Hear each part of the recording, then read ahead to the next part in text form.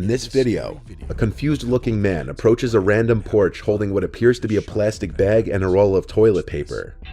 Right from the moment he gets on the porch, you can tell something is off by his nervous, almost twitchy behavior.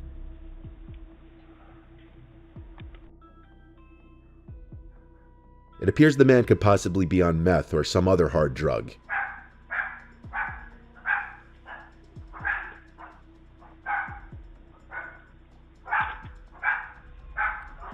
When the homeowner answers through the closed door, the man clearly has a hard time figuring out how to identify himself. And when his face gets close to the camera, you can see how dilated his pupils are, confirming he's definitely under the influence of drugs.